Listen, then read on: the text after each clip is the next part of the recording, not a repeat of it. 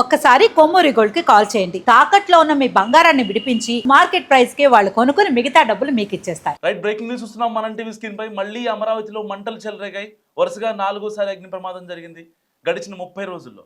రాయపూడి పైపులు దగ్ధం కేసులో ఇప్పటికే ఒకరు అరెస్ట్ అవ్వగా ఇప్పుడు మళ్ళీ ఆర్వీఆర్ మెటీరియల్ సైట్లోని ఆగి ఉన్న లారీలో మంటలు చెలరేగాయి. ఇప్పటికే తూళ్లూరు గ్రామంలో రాజధాని నిర్మాణ పనులు కొనసాగుతున్నాయి.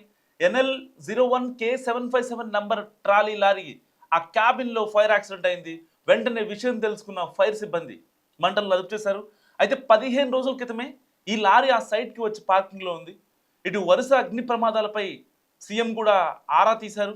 సో బ్రేకింగ్ న్యూస్ వస్తున్నాం మనం టీవీ స్క్రీన్ పై. ఏపీ రాజధాని అమరావతిలో గడిచిన 30 రోజుల్లో ఇది 4వ అగ్ని ప్రమాదం. సో ఒక అగ్ని ప్రమాదంలో ఒక అనుమానితుడిని సాంకేతిక ఆధారాలు సేకరించి వాచ్మెన్ రామ్ కుమార్ను ఇప్పటికే అధికారులు అదుపులో తీసుకున్నారు. ఘటనకు గల కారణాలపై అతన్ని ఎంక్వైరీ జరుగుతోంది, విచారిస్తున్నారు. ఏపీ రాజధాని అమరావతి పరిధిలోని రాయపూడి సమీపంలో ఎవరైతే చీఫ్ సెక్రటరీ బంగ్లాలో ఉంటుందో అక్కడ సోమవారం రాత్రి 11 గంటల సమయంలో భారీ అగ్ని ప్రమాదం జరిగింది. అండ్ రాజధాని నిర్మాణ పనులు చేస్తున్న మేఘా ఇంజనీరింగ్ కంపెనీ నిల్వ చేసిన పైపులకు నిప్పంటుకొని మంటలు ఒక్కసారిగా ఎగిసిపడ్డాయి. దాదాపుగా గడిచిన 30 రోజుల్లో జరిగిన 4 అగ్ని ప్రమాదాల్లో 200 కోట్ల రూపాయల ఆస్తి నష్టం జరిగింది. సో అమరావతి రాజధాని వరుస అగ్ని ప్రమాదాలకు కలకలం రేపుతోంది. మార్చి 2026 మార్చి ఎండింగ్లో రాయపూడి మందడం ప్రాంతాల్లోని హెచ్ఓడీల భవనాల నిర్మాణ ప్రాంగణంలో అండ్ భూగర్భ పనుల కోసం నిల్వ ఉంచిన భారీ పైపులకు మంటలు అంటుకున్నాయి ఒక్కసారిగా. సో ఈ ఘటనపై ఇప్పటికే అనుమానాలు వ్యక్తం చేస్తూ ప్రభుత్వం దర్యాప్తును కూడా ఆదేశించింది. ఇప్పటికే సిట్ విచారిస్తుంది, ఒకరు కూడా అదుపులు తీసుకున్నారు. అండ్ రాజధాని అమరావతిలోని సీడ్ యాక్సెస్ రహదారి వద్ద కూడా అగ్ని ప్రమాదం జరిగింది. N9 రోడ్డు, ఇది వెలగపూడి జంక్షన్ వద్ద ఉంచిన పైపులు అన్నీ కూడా ఒకసారిగా అగ్నికి ఆహుతయ్యాయి. సమాచారం అందుకున్న వెంటనే ఇటు ఫైర్ సిబ్బంది అధికారులు వచ్చి మొత్తాన్ని మంటలను అదుపులోకి తీసుకొచ్చారు. సో సీడ్ యాక్సెస్ రహదారి పక్కన రాజధాని అవసరాల కోసం భారీగా పైపులు తీసుకొచ్చి N9 జంక్షన్ వద్ద ఉంచారు. సో వీటి విలువ సుమారు ₹1 కోటి పైనే ఉంటుందని అధికారులు అంచనా వేస్తున్నారు. అండ్ 2 రోజుల క్రితం పైపులు నిల్వ చేసిన ప్రాంతంలోనే అధికారులు ఆ చెదారాన్ని మొత్తం తొలగించారు. ఏదైతే ₹1 కోటి ఆస్తి నష్టం జరిగిందో దాని తర్వాత అధికారులు ఆ యొక్క చెత్త వల్ల ఏమన్నా ఫైర్ యాక్సిడెంట్ అయిందా, ఎందుకంటే అక్కడ హైవే లైన్స్ ఉన్నాయి, 11 kV వైర్స్ ఉంటాయి. సో ఆ మందడం అండ్ ఇటు తూళ్ళూరు గ్రామ సమీపంలో ఇటు పోర్టుకి మచిలీపట్నం పోర్టుకి కనెక్ట్ అయ్యే ఈ యొక్క 11 kV వైర్స్ ఉంటాయి. సో దీంట్లో ఏమన్నా కుట్రకోణం జరిగింది, ఎందుకంటే 30 రోజులు 4 సార్లు అగ్ని ప్రమాదం జరిగింది. దాదాపుగా 200 కోట్ల రూపాయల నష్టం. సో కలెక్టర్ల సదస్సు జరుగుతుంది సరిగ్గా నెల క్రితం. సో ఆ కలెక్టర్ల సదస్సు జరుగుతున్న సమయంలో కూడా సచివాలయానికి కూతవేటు దూరంలో ఉన్న మందడం దగ్గర భారీ అగ్ని ప్రమాదం జరిగింది. ఇది మరి ప్రమాదవశాత్తు జరిగిందా లేక దీని వెనుక కుట్రకోణం ఏమన్నా ఉందా అనే అనుమానాలు కూడా వ్యక్తమవుతున్నాయి.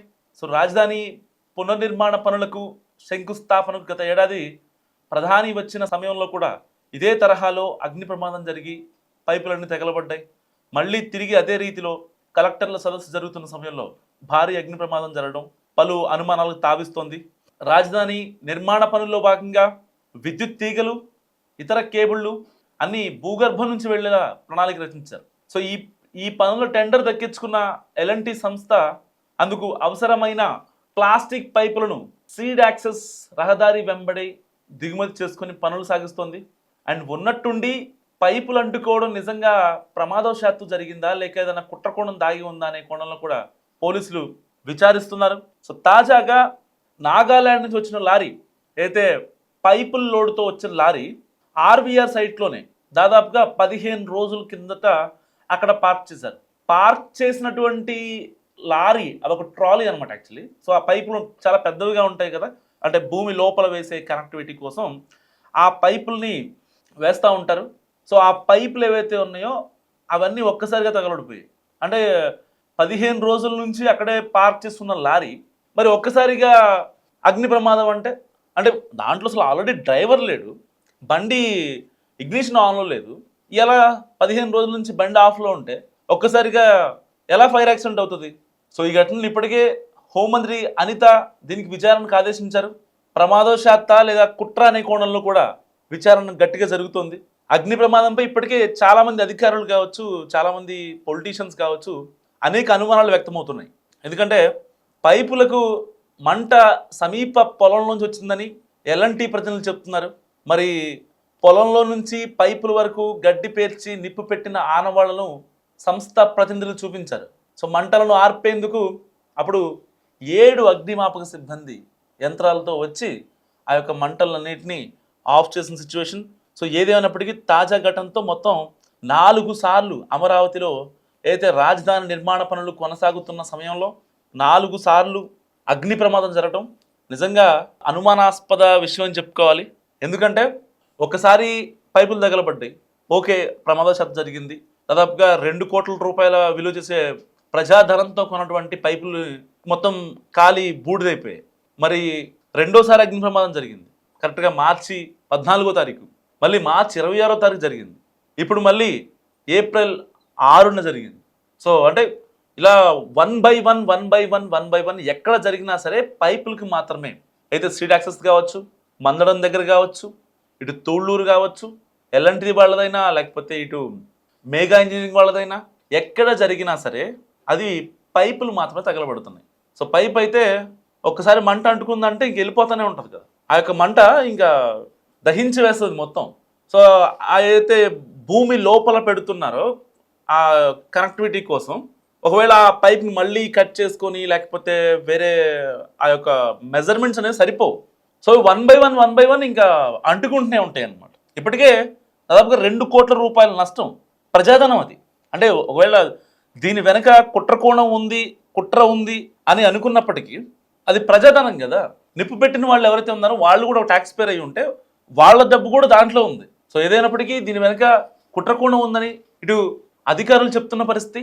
సో ఎట్టి పరిస్థితుల్లో దీనిపైన సీఎం చంద్రబాబు గారు ఆరా తీశారు, ఎలా జరిగింది ఏంటి అనే సిచ్యువేషన్ కూడా.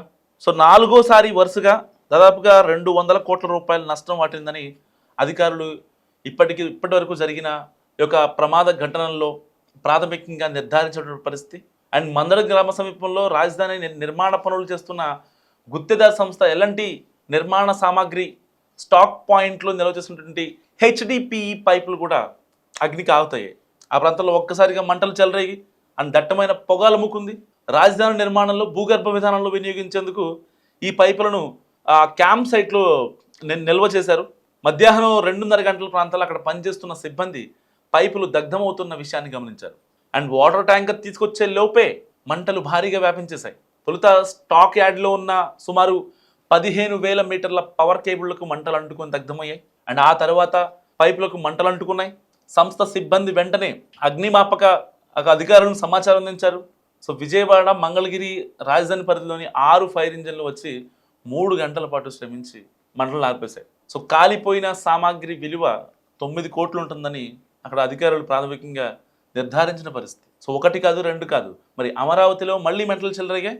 30 రోజుల్లో 4 సార్లు ఈ యొక్క ఫైర్ యాక్సిడెంట్లు ప్రమాదవశాత్తు జరిగినాయా లేకపోతే కుట్రకోణం ఉందా? మీరేమనుకుంటున్నారో మస్తుగా కామెంట్ చేయండి.